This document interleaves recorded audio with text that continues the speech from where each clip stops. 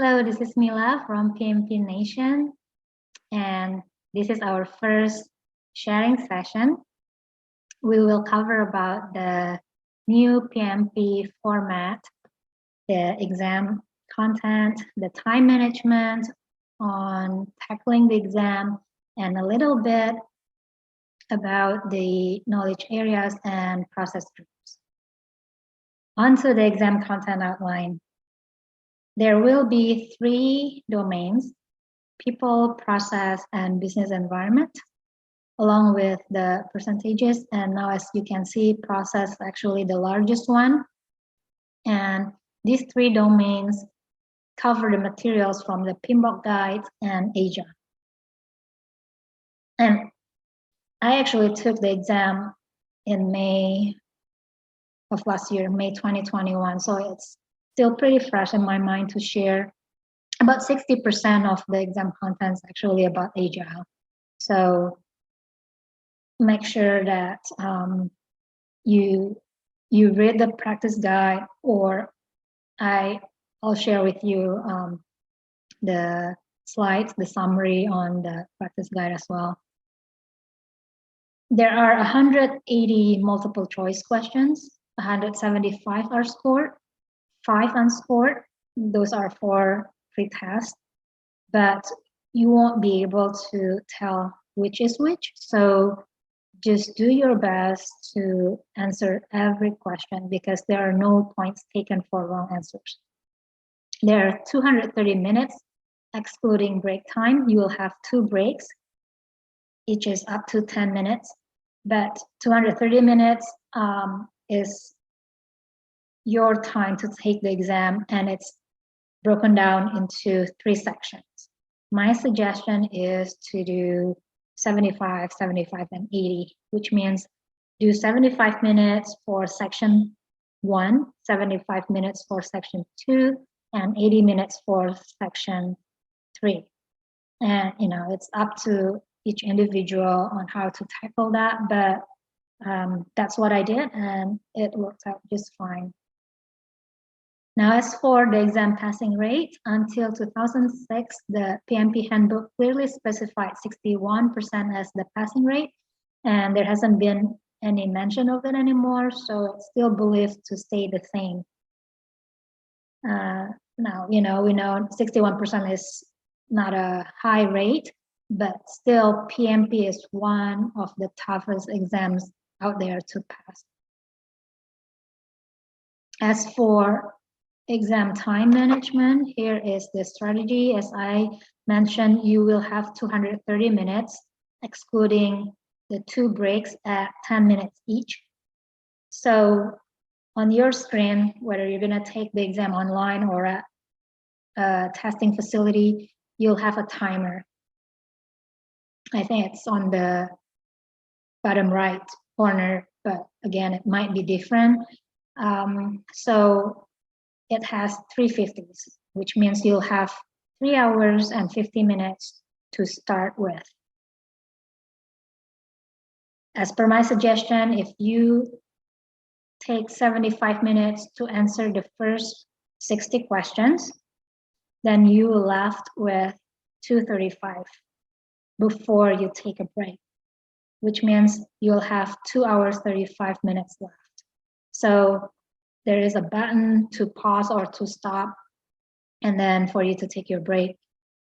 My suggestion is to really take the break, get refreshment, get yourself physically and mentally ready before moving on to the next section. And you don't have to use the entire 10 minutes. You can just use, like 5 or 7 minutes. Just give yourself enough time to get back to your seat, especially if you're doing it at a testing facility. You'll have to go through their security system, like giving your cell phone or anything else out of your pocket. So yeah, give yourself enough time to get back to your seat. Then you'll start the second section. As per my suggestion again, you'll take 75 minutes to answer questions 61 to 120. So then before you take your second break, the timer's gonna stop at 1:20. It's not gonna stop. You have to stop it yourself. So just remember the two magic numbers, 235 and 120, if you want to do the 75, 75, 80 strategy. If you have your own preference, then just do the math and just memorize it. I think you'll have a piece of paper and a pencil. Just write down the time where you need to stop, because once you're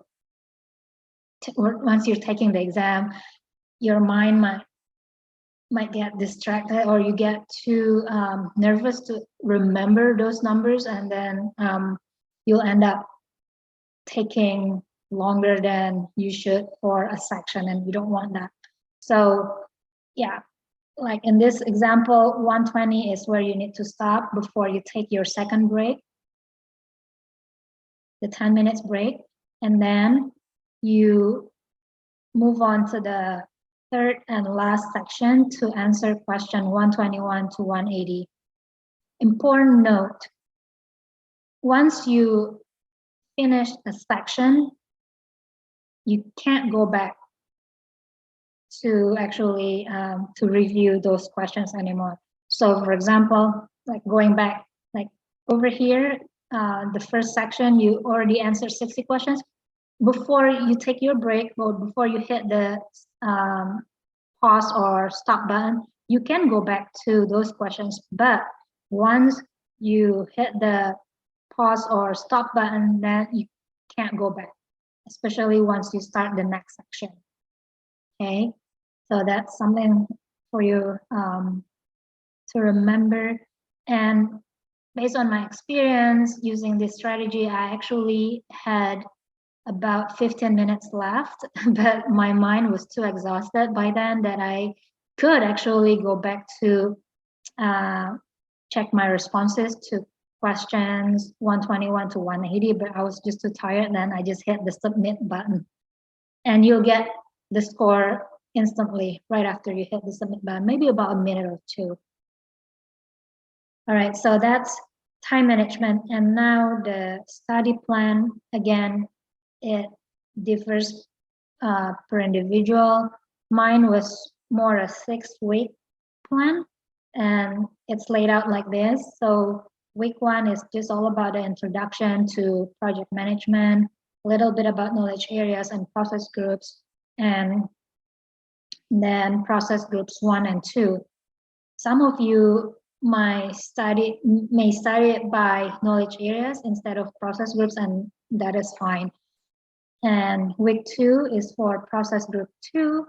And here, notice you should take mock exam, your first mock exam. And I know that this is probably too early. You haven't studied the whole thing, but just take it to kind of like measure yourself where you're at in the beginning of your studying.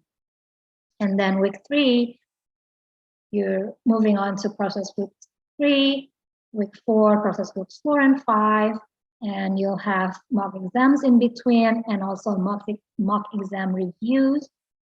And week 5 is when you're gonna tackle agile materials, and agile should be able to be covered in just 1 week.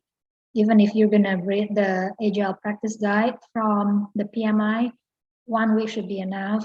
And especially if you actually already have project management experience, it shouldn't be that difficult to grasp the concept.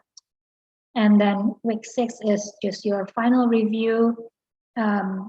We'll touch on what tasks and enablers are in our next videos, but those are the terms that PMI uses. So yeah, week 6, final review, you review all your notes, your mock exams review, and you take your exam. Here on the right side is just the table taken from the PMBOK Guide 6th edition on the knowledge areas and process group, which I will actually block larger here. And as I said, some of you might study or memorize this table by the knowledge areas, and that is fine. what I did, I memorized them by process groups. So as you can see, there are numbers here. In the initiating process group or initiating stage, there are 2 processes that you'll have to remember in the order as they are over here from the PMI. And then planning, you'll have 24 processes, executing 10 processes, monitoring and controlling 12 processes, and closing 1 process. It's very important to remember the processes and their order by heart, because it's gonna really help you structure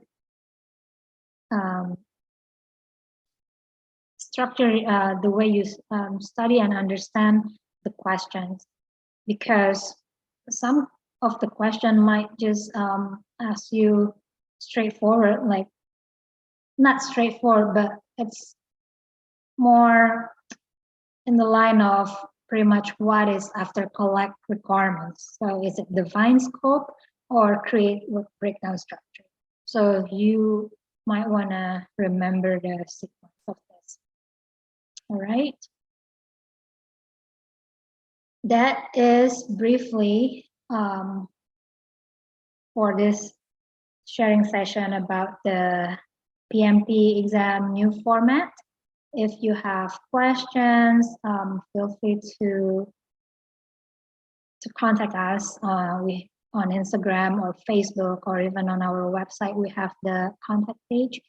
And up next, we will cover introduction to project processes, introduction to knowledge areas, and project management overview.